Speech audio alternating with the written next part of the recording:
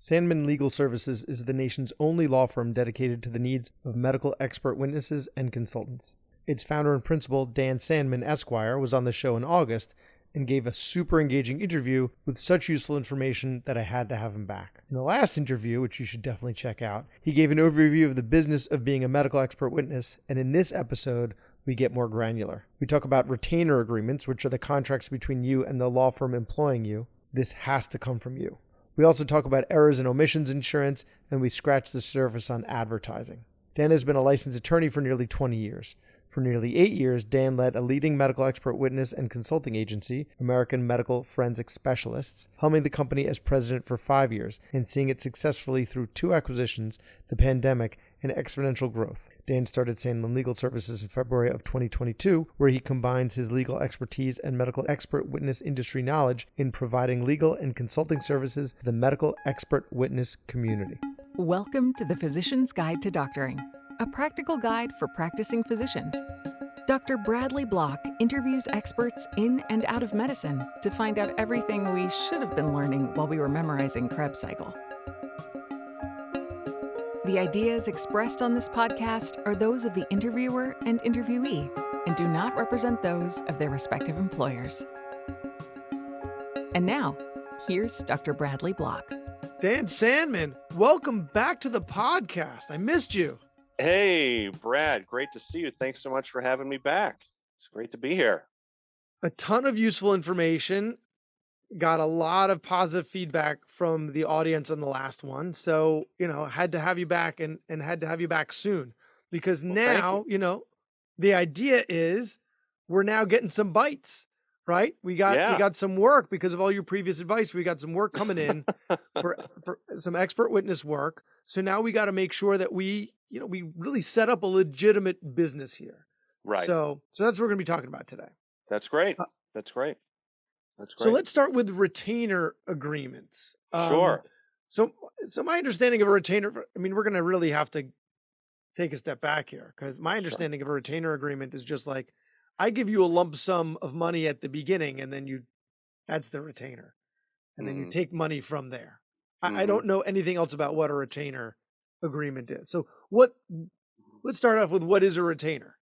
Well, first of all, I love your definition because if you'd like to give me a lump sum of money and I can just rock and roll, No, but even on that, all kidding aside, I'm a lawyer, so I can't really joke about that. But my retainer agreements are very specific and everything goes into a trust account on my end, but that's a whole nother story. So retainer agreement, another term for that is the expert witness contract.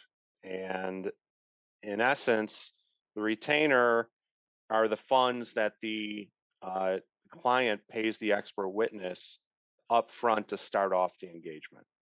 And typically what is done then is that the retainer is billed against by the expert until it needs to be replenished or the expert decides to bill on an accounts receivable basis. Try saying that 10 times fast. So really important for experts who've been doing this for a while, medical experts, healthcare experts who've been doing this for a while, who aren't working with retainer agreements, expert witness contracts, and those entering into the space to have one.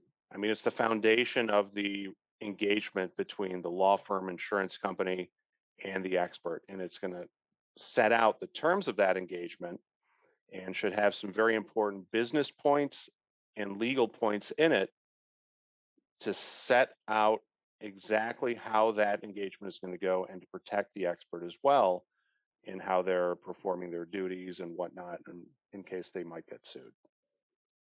So I was under the impression that if you're going to be basically working for the law firm, right, they would provide you with a contract. So how is a contract with the terms of an agreement different from a retainer agreement that you're providing to them? Sure. Some law firms will do that.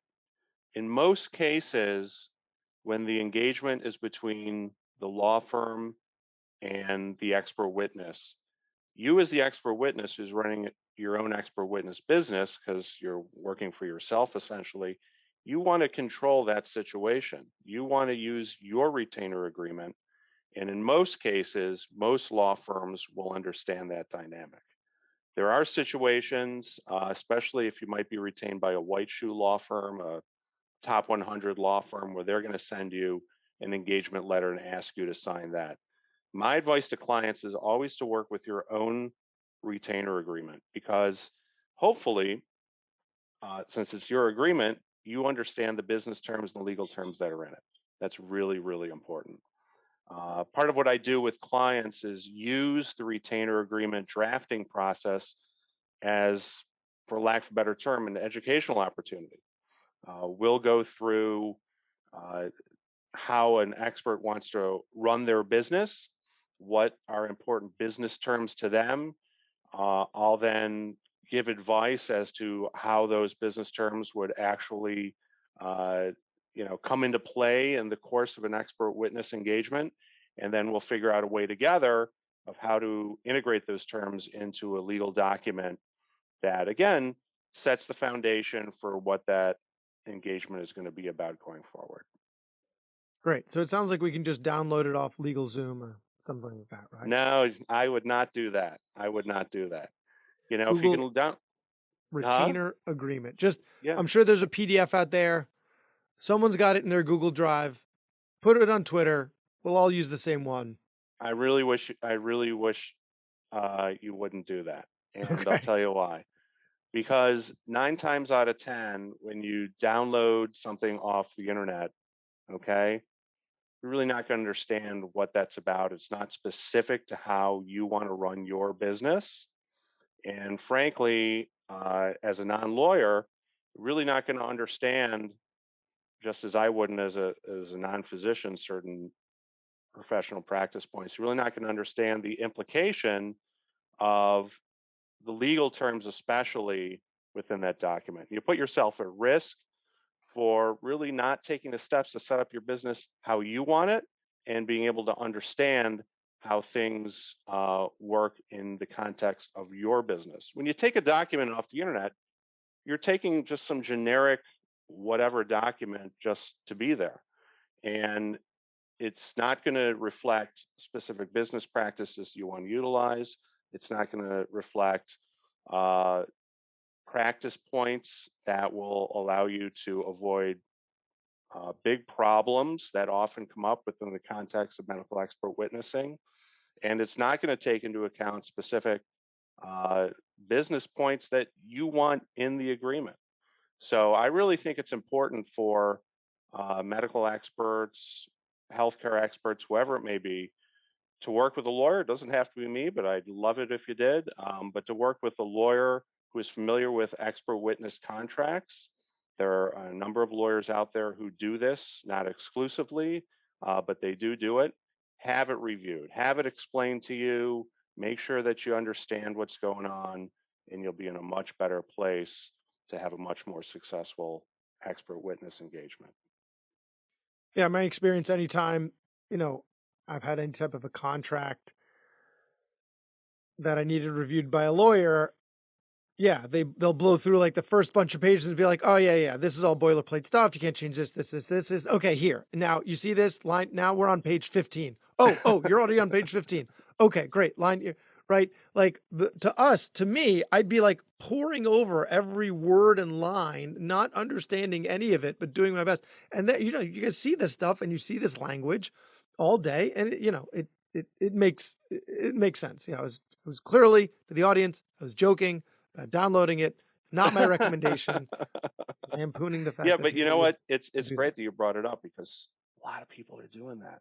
Yeah. And then they're calling me and or others, and they're saying, "What do I do? This happened, and I got it from this organization, and I'm in this situation, and how do I get out of it?" And we kind of have to reverse engineer those situations, and that can be done. But it's better to have your own agreement drafted at the outset, and then you're ready to rock and roll. So without giving away too much, what are some of the things that are most important to, just one or two things that are really important to have in the retainer agreement? Okay, what if I gave you 3 or 4? What if Okay, I fine. what if I gave it all away So you could almost come to the point to do it yourself. So obviously, payment terms are really important. Okay, it's a contract. Maybe obviously is the wrong word, and I'll tell you why. Because there's some people who think that all the payment terms and all the billing rates should be in the fee schedule. Okay, and the fee schedule typically comes at the end of the contract as an attachment or as an addendum. Okay, or they just want to work with a fee schedule, but there's no legal terms in the fee schedule. And that creates a lot of problems. Now, I told you before we got on here, I didn't want to start sounding like a law professor because I want people to get bored out of their skulls with this. But the truth of the matter is that the billing rates and the payment terms need to be in the contract. They should also be in the fee schedule, but also in the contract. If for no other reason that if somebody loses that back page of the fee schedule that's attached to the contract, then you know what is going on. I've actually seen this happen. So that's an easy one. Uh, it's also really, really important to make sure that there are certain business terms in that contract that address situations that often come up. And those situations come up in the context of a deposition and in the context of a motion that can be made to the court to reduce an expert's fees. Okay, these things can happen. No matter what, make sure that there is language to the effect that the client is always responsible for paying the expert's fees. Well, again, that may seem obvious, but very often in local practice in various jurisdictions, if you go for a deposition, all right, the opposing counsel often will pay the expert for the deposition. All right. Well, what if the opposing counsel writes you a check that bounces? What if the opposing counsel writes you a check that ultimately does not cover all the time you sat for the deposition and they don't want to cough up any more? You need to make sure that the law firm that retained you understands that they are responsible for paying your fees at the end of the day. Okay? You, as the expert, do not want to be put in a position where you have to chase a party that you have no privity with, no privity of contract with, no relationship with, to try and get those fees paid. It creates a big problem. So those are important things to remember. Also, legal terms. You've heard of indemnity clauses. You've heard of limits of liability. I always like to put into a contract for expert witnesses that their liability is limited, so that even if you do have insurance, the liability is such that the most that could be recovered is within a closed universe. Usually that closed universe is the amount of money that's been paid to you by your client if you're sued. And then the indemnity agreement is really important. They would agree to that?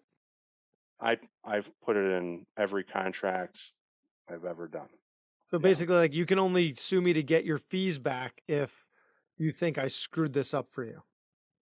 That's a good way of putting it. I like that. I thought, right, well, that's what's happening, right? If you screw up in such a way that loses them the case, they could come after you. And we're gonna actually get to this, right? Because we're gonna be talking about insurance. Sure.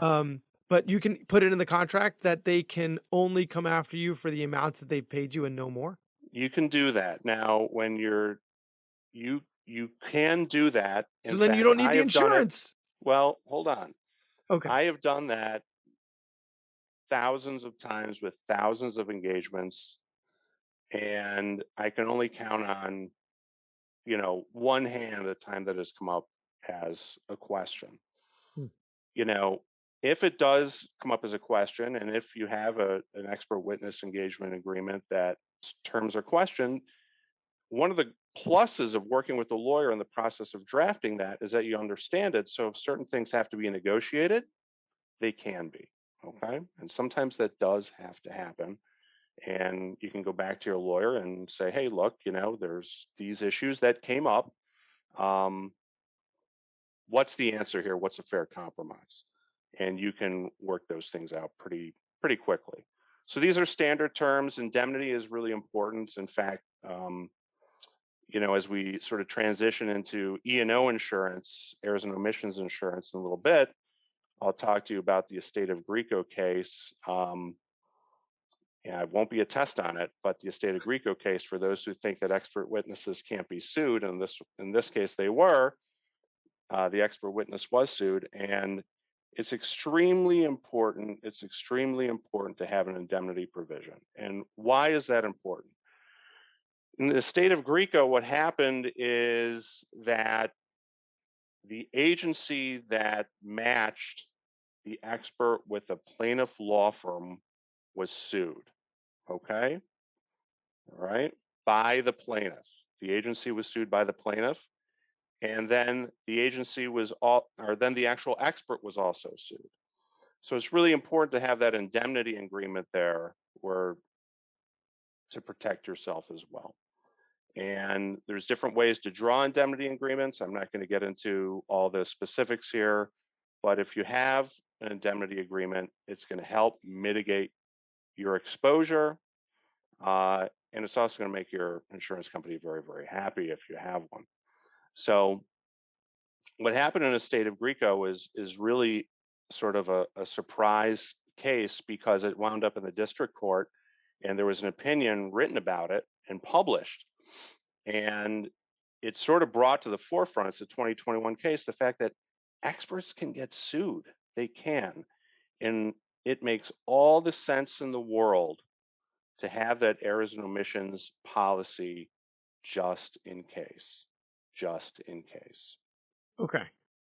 So, You want to unpack that? well, but if you okay, so now you're saying you're being sued by the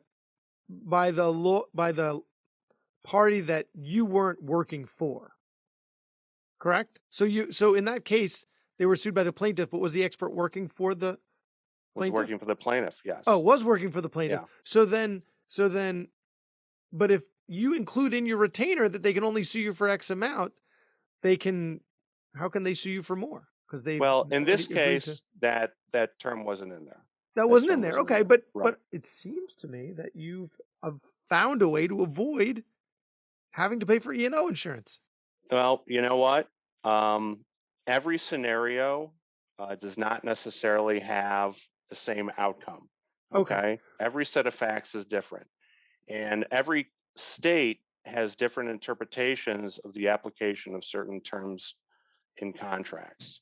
And one of the difficult things in expert witness work is that an expert witness has to have a contract that is going to pass muster in most jurisdictions. All right.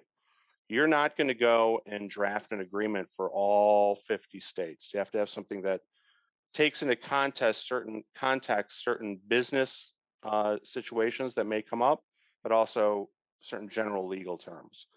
And there are those situations where certain claims can get around terms and contracts. Now, I can't list them all out for you. It has happened. And that's why it's so important to have the E&O insurance as a backstop. Okay. So back to Google, right?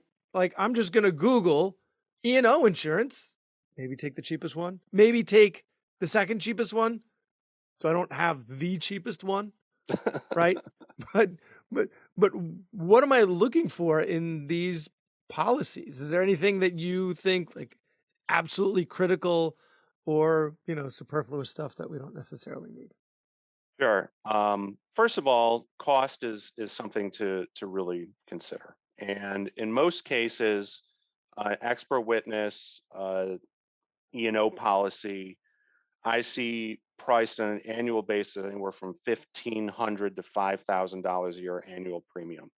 So it's really not super expensive. Okay. Especially when you consider that many experts are charging between $500 and $1,000 an hour, going to make the cost of that policy, the premium, back pretty quickly, and have it as something just in case that's there, and it's going to buy you a lot of peace of mind. Now, I've had a couple situations come up because you asked me what should be in there and what isn't, and what's important. I've had a couple situations come up in the last few weeks that were really surprising to me. And that specifically involved medical expert witnesses that do IMEs and also do expert witness work in malpractice cases and whatnot. And in a number of these cases, the experts had expert witness insurance for forensic expert work. That's another term for the type of work that's done in in medical legal cases. Forensic medicine is sort of an old term. Um, and the policy specified that they would be covered for expert witness. They asked me to review their policies. That's something that I do for my clients. And in some situations, these doctors were doing IMEs, but their policies did not cover independent medical examinations. Whoa. And it's very easy, really, to not know that. Um, if you don't read your policy, and even if you do, they can be really tough to understand. Uh, you can really wind up in a pickle there. So my advice is to work with a broker. There are some great online insurance options out there where you can, just plug your information in, Byberg or Hiscox or whatever it is. And I know plenty of people who have used them for more traditional types of businesses, but when you're in the expert witness field and you're doing this type of work, there is sort of a closed universe of companies that really provide good coverage. I don't want to mention all of them here because I don't want to make endorsements and things like that. And I consult confidentially with my clients on those topics. But it's so important to work with a broker. Take the time to talk to a trusted broker. And most doctors have brokers that they've worked with, no insurance brokers. Take time to talk with that broker so they can take the request for insurance to market and find the best possible policies and present 2 or 3 options rather than being boxed into one. And again, if you're a doctor that does IMEs and you do that on your own, make sure that your policy has coverage for IMEs. Now, the other thing is that in certain situations, a doctor's medical malpractice coverage will include some coverage for expert witness work in IMEs. So that's a good place to check first, but in many cases they don't. So it's always better to work with a broker. There's maybe a small commission. It's not going to be significant. You get much better service and the results will be a lot better in terms of the policies you have to choose from. Well, starting the business of expert witness work now seems a whole lot more complicated than previously described, not by you and not by, Dr. Amy Fogelman, who we had on the show a while ago. But, sometimes I'll hear about partners or other people that review cases, and it just seems like, yeah, I reviewed the case and they gave me a bucket of money.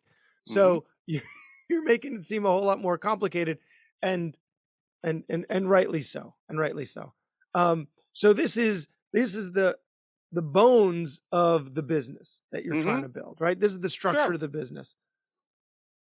The predicament that I'm in right now is, during our last interview, you had mentioned a bunch of different companies where you could put your name on their website and people could find you. And I was expecting just daily emails of people willing to pay me buckets of money for things that I have maybe a little bit of experience in. No. Looking for my expertise. So unfortunately that hasn't happened. So let's talk about, finding more business, advertising myself or just finding more websites or services. There are like matching services out there. So what would you recommend I do next aside Okay. from, what we talked about last time?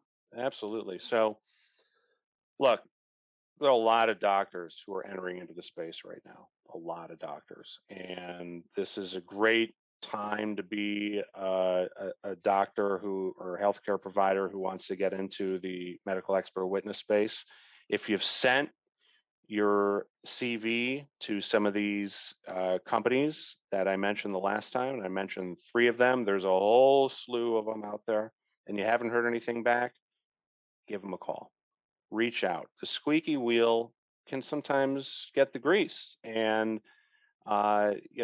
you call up, ask to speak with the representative who's in charge of expert relations, introduce yourself, take the time to do that. Uh, you know, really take it as an opportunity to learn how you can help them and how they can help you. It's one of those situations where very often there can be 10, 20, 30, 40, 50 CVs that are submitted to an expert witness firm, and they're trying to vet them all. And at the same time, that staff is trying to match experts with the clients they already have requests for. So sometimes the simplest thing is the best thing to do. If you make that phone call, um, I think it can go a long way. I think it can go a long way.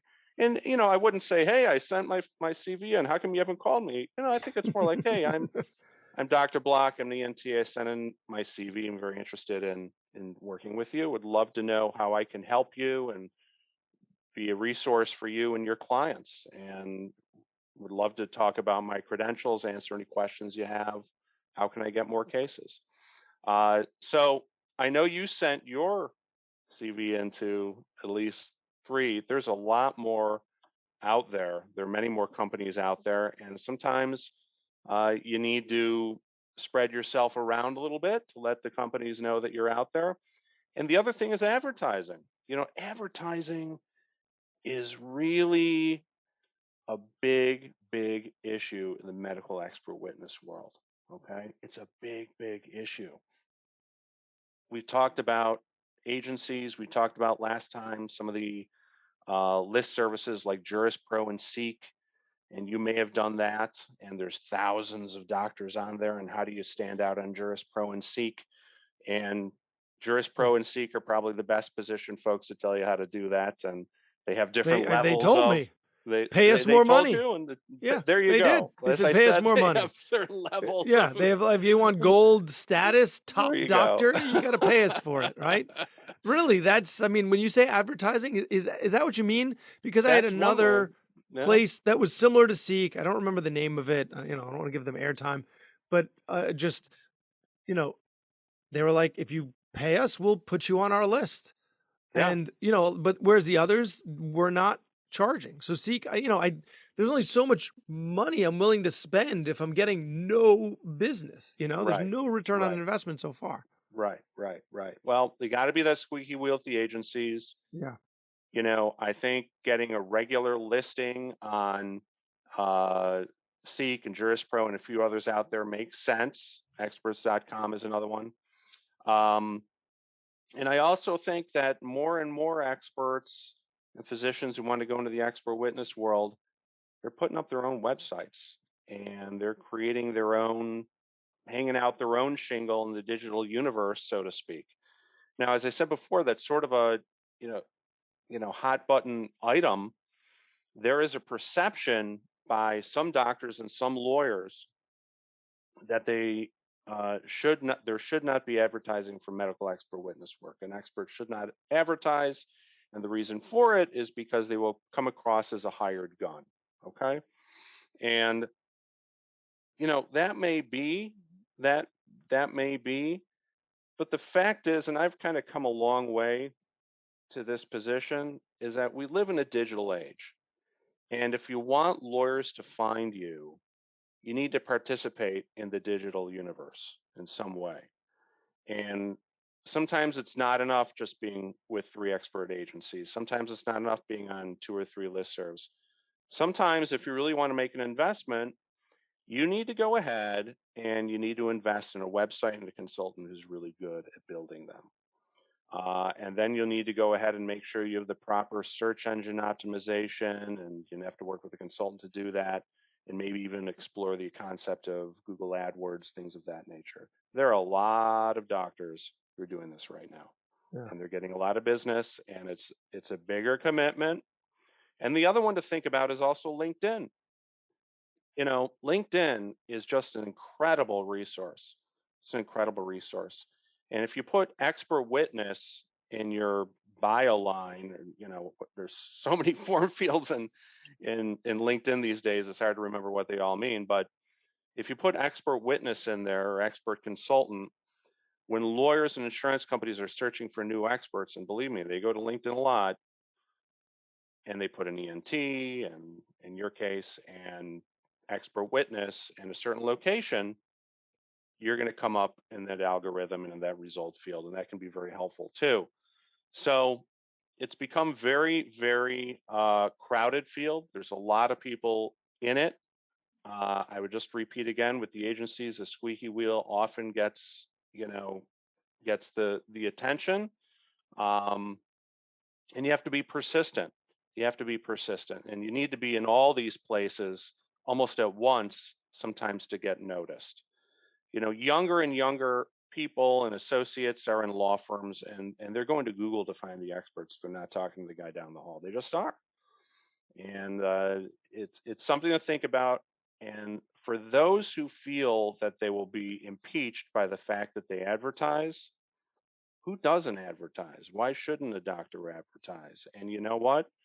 If you decide not to advertise and you get up on the stand and you're going to be cross-examined, you're going to be potentially impeached anyway, or have a very tough time on something else the defense attorney or the plaintiff's attorney finds. So I think the time has come to sort of pull back, sort of pull back the curtain and forget this whole taboo about putting up websites to advertise expert witness work. I think the thing to remember is that they have to be done in such a way that they're informational and they're not perceived as someone being being a hired gun. So there's a lot of experts out there who have done it, and they've done it very successfully. I love it. I love it. So I'm going to be, coming to you for retainer agreement and helping me review my E&O insurance, make sure it's got everything that I need in it. And now that I know where to find more work, the next thing that's going to happen, I'm going to get some work. And I'm going to find that nerve-wracking and overwhelming. And that'll be the next episode. The nerve-wracking and overwhelming. Well, you already had Amy Fogelman on, and training is a great topic too, and I know you talked with her about that. So that's really important as well too for folks who are new to this business. So, and she does a great job. So one more time, so last time we spoke, your website wasn't up yet.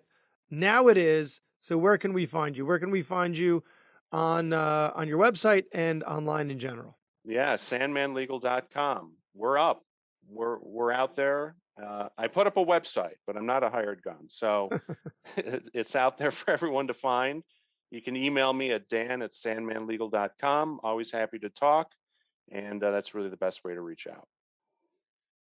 Always a pleasure. Always very interesting and very informative. Dan, thank you so much. Brad, thank you. All the best. That was Dr. Bradley Block at the Physician's Guide to Doctoring. He can be found at physiciansguidetodoctoring.com or wherever you get your podcasts. If you have a question for a previous guest or have an idea for a future episode, send a comment on the webpage. Also, please be sure to leave a 5-star review on your preferred podcast platform. We'll see you next time on the Physician's Guide to Doctoring.